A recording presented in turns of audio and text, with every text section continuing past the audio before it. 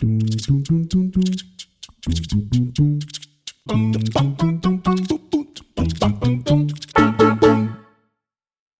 everyone, wonderhussie here at my Death Valley compound, but I'm getting ready to leave on another expedition. That's right, I'm leaving this beautiful desert at the best time of year to be here. That is to say, when it's finally not blistering hot anymore.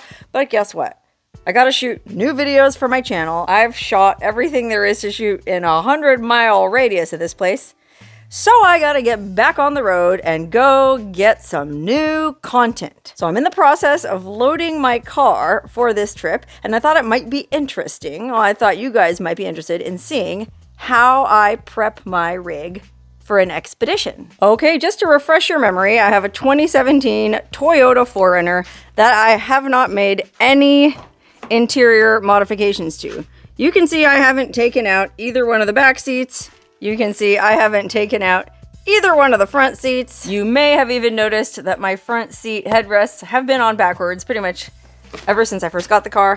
Not sure why that is, but I'm certainly not going to switch them around because when they're backwards like this, I feel like it's easier to wear a cowboy hat. Anyway, this is going to be a long enough video as it is, so let's not waste any more time. Let's get started setting the rig up. Okay, obviously the first thing I have to do is lay the back seats flat. Actually, before we get started, I should note there are a few items that I carry with me all the time, not just when I'm on an expedition.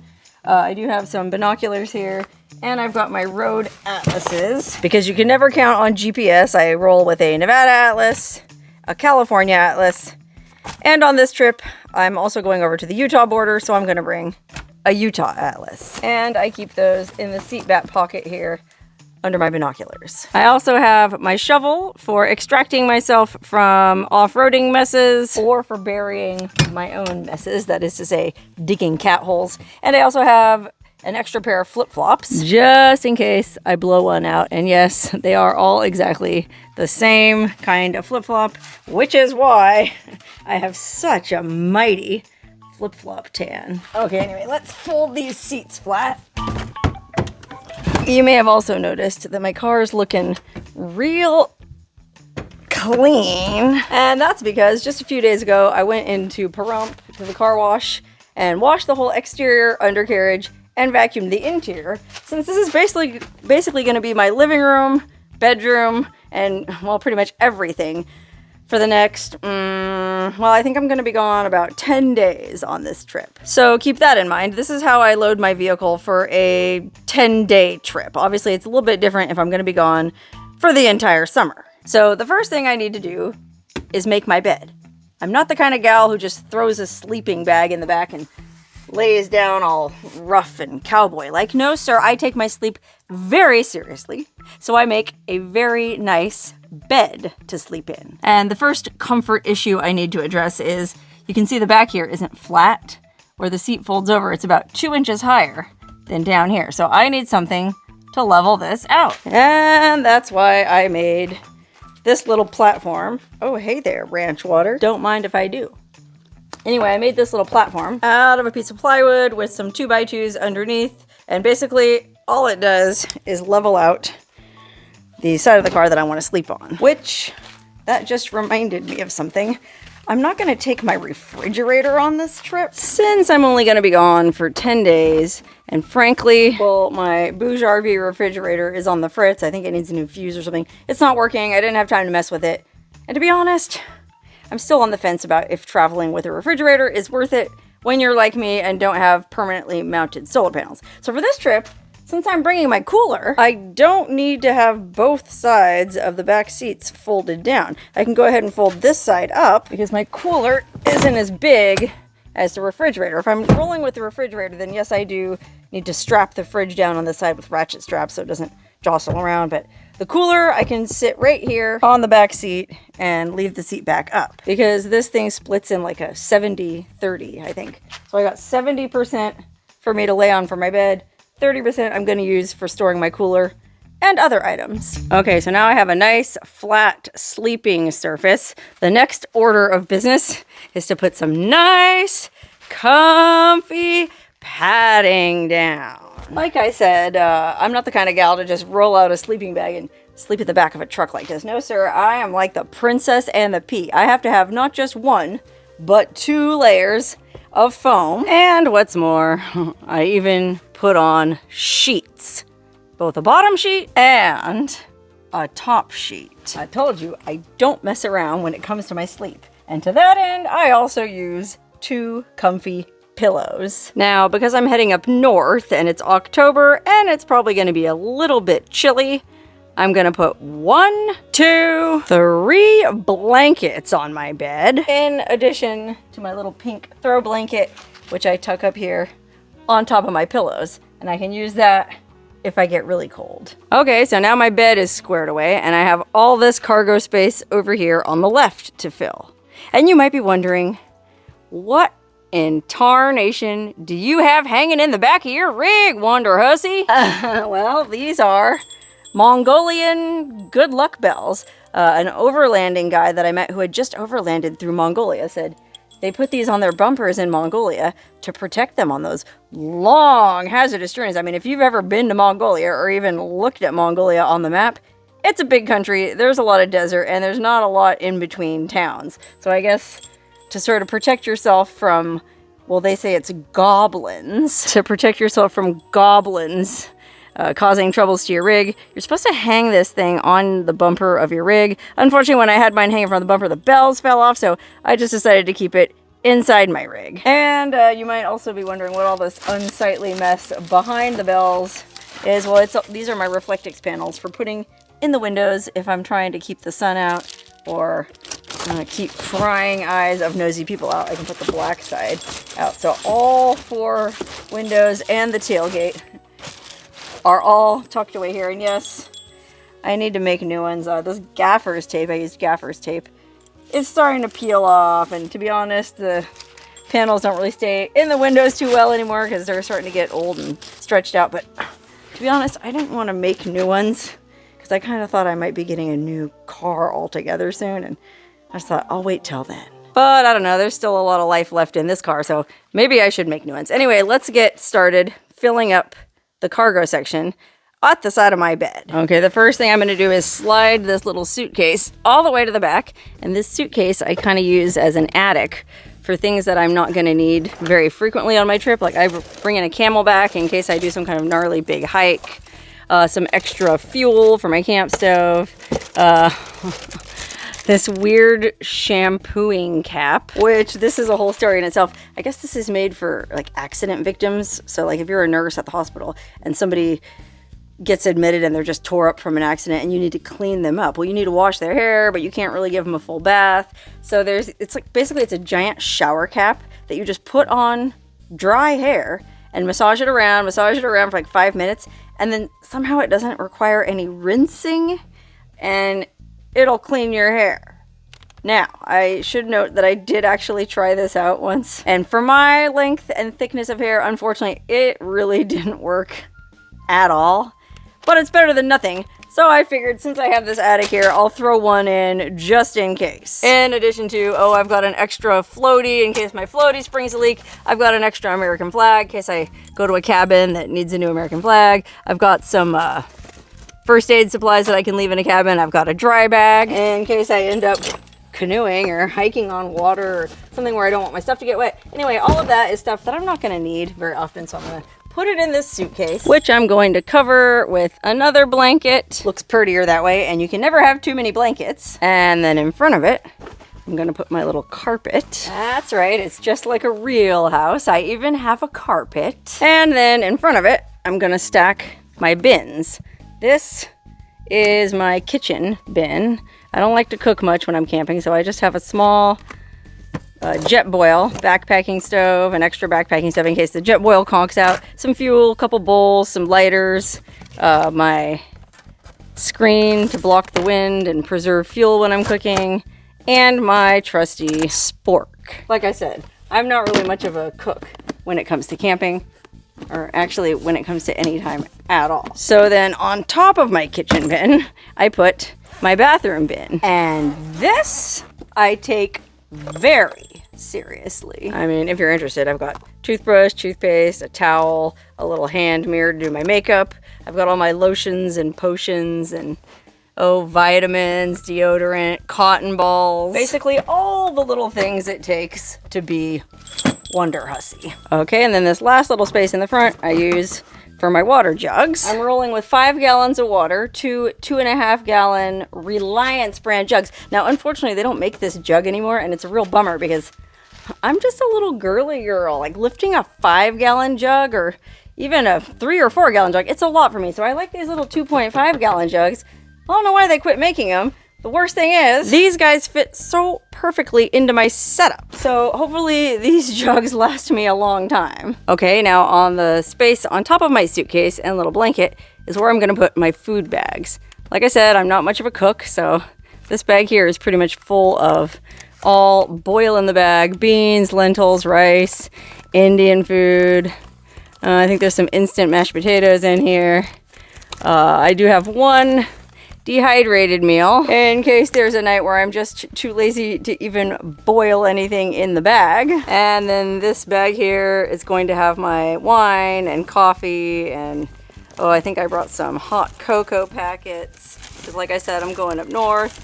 It's gonna be cold. And by the way, this Land O'Lakes cocoa is the only cocoa that's worth a damn, pretty much. I've tried them all. I'm a cocoa connoisseur.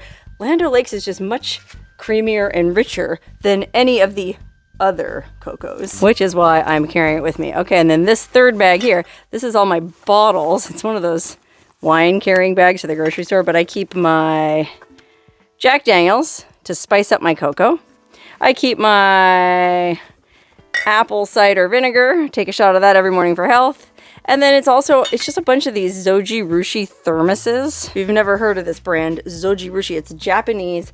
They're kind of pricey. I want to say they're like 45 bucks a piece, but they keep hot water hot, really hot for a long time, and ice or cold water cold for a really long time. So I have 3 of them. What I do is I boil water in the morning, and then I just fill my water bottles with the boiled water. And because these things are so intense, they keep the boiled water piping hot for, gosh, almost 24 hours. And when you're camping, it's nice to have hot water when you want it. So I'm just gonna tuck all these bags back here up on top of my suitcase.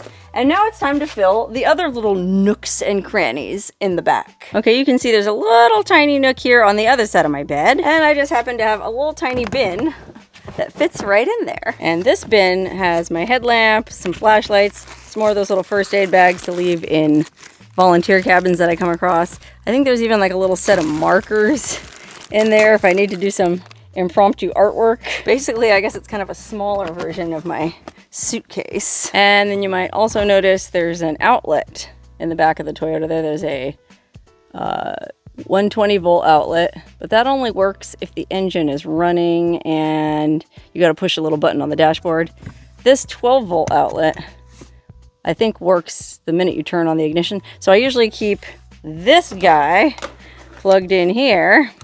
This is basically just a, I don't know, what do you call the thing where you plug a bunch of different cables into? Because I've got a lot of stuff I need to power back here. I have these USB fairy lights strung all the way around the interior. I don't know if you can see that, but I got a string of LED lights running all the way around the inside of the car, and I have it sort of Velcroed to the roof liner with these funny Velcro patches. Well, I gotta plug those in, and so for that I use this little battery bank, which does the job nicely, as you can see. But obviously during the daytime I don't need them, so I unplug them and instead I plug in the charging cable, so that way the battery bank stays charged while I'm driving. And I can also plug in my headlamp, my toothbrush, my little Bose speaker, whatever other devices I have that might need charging while I'm driving. And then to keep all this unsightly mess of cables hidden, I have these throw pillows that my friend got me from Fiji Airlines. All the way from Fiji. How about that? Fancy. Anyway, I just tuck one of them right here to sort of hide the cables. I've got another little one that I tuck up here, just kind of to make the place seem cozy. And then I have this other pillow that's actually my bathrobe. See that? I just squashed my whole bathrobe up and put it in this pillowcase. And now I've got another throw pillow to sort of, you know, like I said, dress the place up a little. You know, I'm a girl. I want things to look nice and cozy when I'm camping. Okay, wow, the sun went down already. It's getting dark already. This time of year is so challenging. I better hurry up and finish loading this car. Okay, so that's pretty much the back area, which is my, like I said, bedroom, living room, even, dare I say, bathroom at times. I mean, a lot of the time I'm too lazy to get out of the car, too cold to get out of the car to brush my teeth and stuff. So I just use this little pot. I got a pot that I use exclusively for washing my face and brushing my teeth.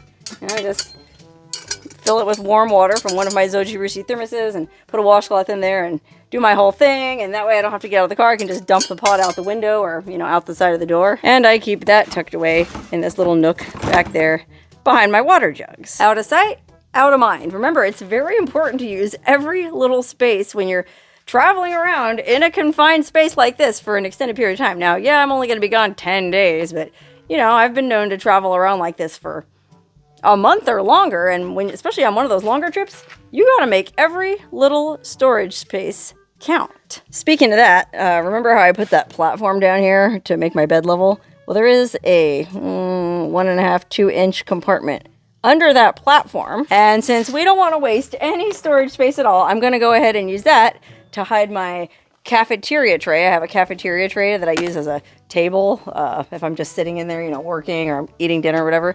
I just put this on my lap like a table, and then I have a cutting board here too in case I do feel like getting fancy and cutting up, you know, avocados or vegetables, and that just slides right down there. And I have some little bits of 2x4 that I have a little tiny nook for over here on the other side of the 2x2 under that bed platform. There's just a big enough space to fit a couple of these bad boys, and I carry those around in case I get a flat tire and my jack might not be high. In fact, I don't think my jack is high enough. I just have a bottle jack to because my car is lifted, and I might need some wood to stack the jack on top of. I might need wood to help get recovered from some situation that I'm in. You never know when you're gonna need a couple of little 2x4s. Okay, surprise, it's the next day because I ran out of daylight last night, and I wasn't planning to leave until noon today anyway, and it's like 11:35, so I better finish loading my car and shooting this video. Anyway, where I left off last night, I had just finished packing the back of my rig, but I forgot one thing, my machete. And while I never anticipate, nor have I ever encountered any trouble on the road, I'm just gonna go ahead and hide that guy right there under my pillows, just in case. Okay, so now we're done with the back. Let's move on over to what I'm gonna call my pantry. Like I said, I'm not bringing my refrigerator on this trip because A, it's not working, and B, it's kind of a pain. Ice is also a pretty big pain. I froze a gallon of water. I guess I can show you. I just froze a gallon jug of water in the freezer, and it's down there under all my ranch water and food so that hopefully everything will stay cool enough for at least a few days, and then, well, I'm gonna have to go and try to find a block of ice somewhere. See, this is why I folded my seat up. The cooler is small enough to where it fits right on the seat, and because it's folded up, well, now I have storage down in the footwell as well, and I decided to use that as my food storage area. So I moved my bags of food, which I already showed you, down here into the footwell, but there's still a little bit of storage space. Remember, we gotta use every bit of space we have. So I'm not wasting the driver's seat back either. I've hung a bag over the headrest, and the bag has sunblock. Oh, there's like baby wipes, washcloths, a bag, a really big bag that I can carry my pillow and stuff if I have to go stay in a hotel. Because I am gonna be gone for 10 days, which means I'm gonna need to wash my hair at least once, and preferably not with that shampooing cap. So I need a big bag that I can bring my pillow and all the things into the hotel room. Anyway, then over the top of the headrest, I also hung my coats and sweaters. I've got a hoodie, you know, to stay warm. I got my puffer jacket to stay really warm. I got kind of like a rain shell to stay dry. I've got my Safari Explorer shirt because I am planning to explore a cave on this trip, and I like to wear my archaeologist outfit when I explore caves. And then I also brought a little pink flannel for another ensemble I have planned. And well, I guess that kind of goes with my hats. I put my hats on the passenger side seat back, which is another bonus of leaving this seat up.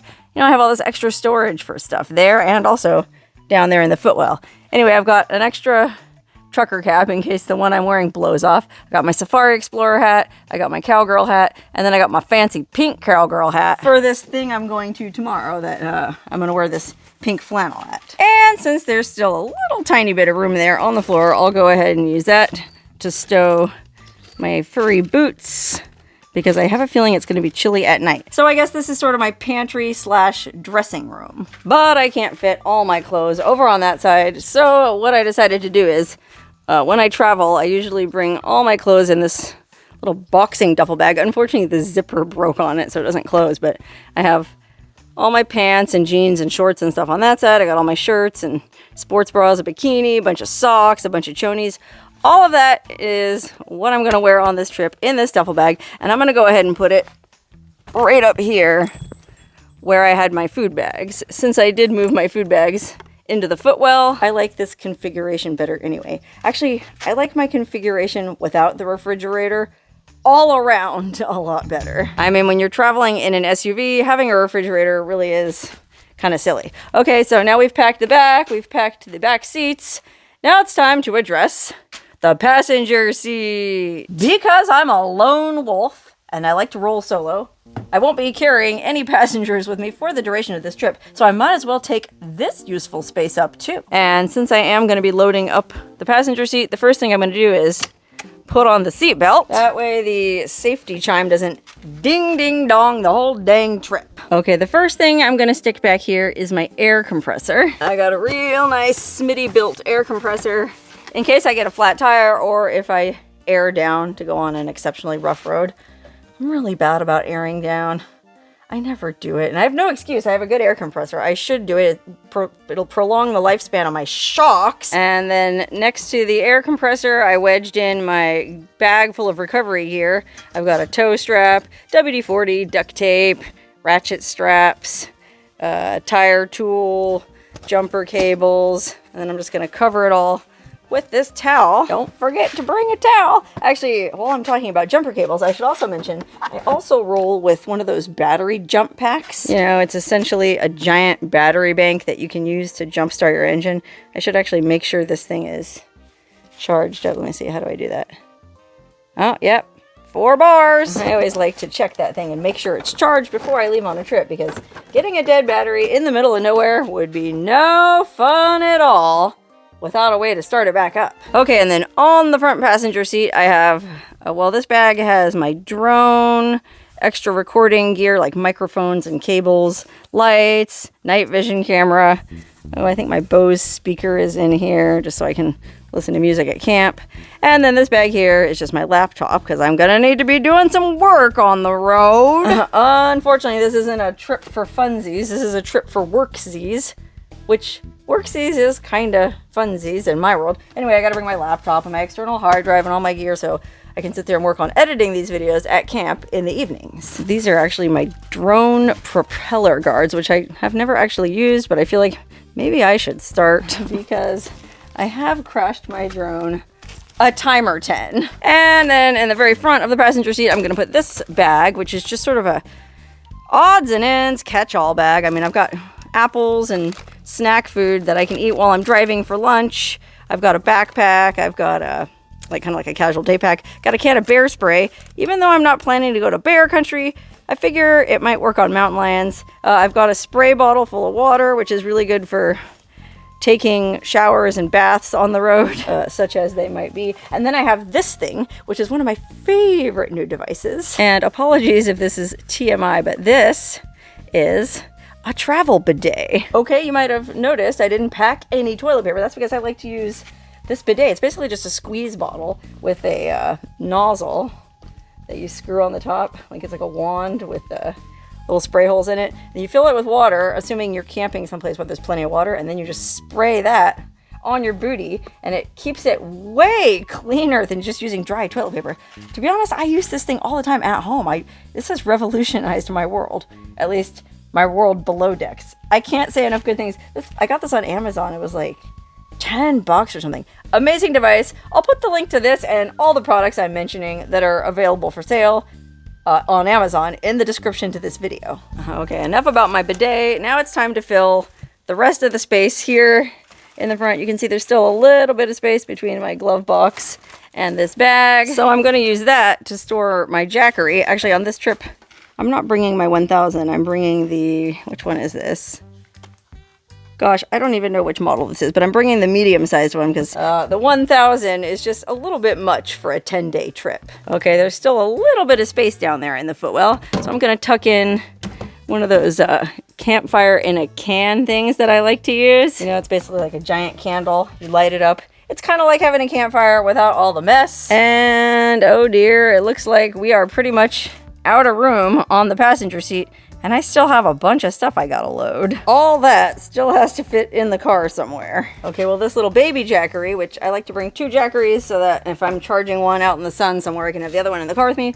I'll just put that there on the center console. My tripod, which I use for shooting. My hiking boots. Now, unfortunately, I don't have a roof rack or a carry basket on my roof or any place to carry these big, clunky traction board, you know, in case you get stuck in mud or sand. You get these nubbly boards that'll help you get out. So because I can't put them on the roof, I gotta lay them on my bed in transit. And so I put this old funky kind of furniture moving, well actually it's an American Airlines blanket from the same friend who gave me this Fiji Airlines pillow set. He flies a lot and first class. Anyway, the American Airlines blanket kind of just protects my quilt from getting messed up. But then I also put the traction boards in another towel just sort of wrapped up because sometimes they do get muddy or sandy or dusty, and well, I don't want that mess getting on my cozy bed. And then next to my recovery boards, I put my toolbox, you know, in case I have to do any emergency field repairs. Actually, I'm not even sure why I travel with a toolbox. I wouldn't even know what to do if my car did break down, but I guess they're good to have. Then I got my camp chair, my yoga mat, my breaker bar, also for changing my tire if it comes to that. And then on top of my pillows, I'm gonna lay my solar panels. That's right, I'm bringing a giant, heavy 200-watt solar panel with me on a 10-day trip because I need to power my Starlink, which I'm gonna put right in here on top of my recovery boards. And yeah, it is really big, really bulky, moderately heavy, and definitely cumbersome to be lugging around setting up all over Tar Nation. For a 10-day trip, you might go, is it really necessary, wonderhussie, to bring a Starlink on a 10-day camping trip? Well, yeah, I mean, half the places I'm going probably aren't going to have cell signal, and if I want to work on editing videos, well, by golly, I better lug this crap around with me and shell out $150 a month for the service. My work never ends. Whew. Oh my gosh, I'm exhausted, and I haven't even set out on this dang trip yet. But I'd better close all the doors and get on the road because it's already 12:30, and I told myself I was gonna leave at 12. I gotta drive all the way to Lone Pine, California, which normally would only be about a, I don't know, 3.5-hour drive. But the dang road through Death Valley is closed because of flood damage, so I have to go all the way up north around the northern boundary of the park and then back down to Lone Pine. So it's gonna be about a 5-hour trip. I want to make sure I get where I'm going with plenty of daylight because I do still have to set up camp. Remember, I got to unload all this crap out of the back off my bed so I can go to sleep. Oh, gosh. This really does make me tired. It makes me wonder why I do this. I mean, maybe I should just try minimalist cowboy camping. Maybe for my next video shooting expedition, I should go minimalist. I should just bring a sleeping bag and a backpacking pad for the back and just bring all dehydrated backpacking meals, a bottle of whiskey, a toothbrush, you know, just go like super minimalist.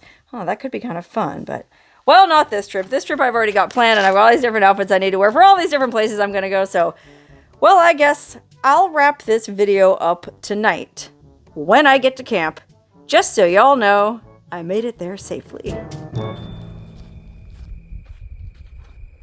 Okay, I made it to my campsite.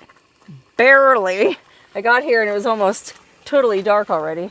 In fact, well, you can't see anything, and it's a shame because let me tell you something. I'm camped at this on the side of the freaking Sierra Nevada mountains, right at the trailhead to that abandoned ashram I hiked to a couple months ago, incidentally. The town of Lone Pine is down there twinkling in the distance, and that's the reason why it took me so long to find a place to camp. There's a Lone Pine Film Festival going on this weekend. They used to shoot a lot of Western movies here. So there's a ton of people in town. All the motels were booked. Every campsite I tried to hit was booked. I had to drive all the way halfway up the mountains just to get some privacy. But I did. I'm making some dinner, and then I'm going to crawl into my cozy bed, which you now know all about how I make. So, there you have it. What it's like to pack for an overlanding trip in my world. Just like everything in my world, it's a lot of work. But it's also a lot of fun.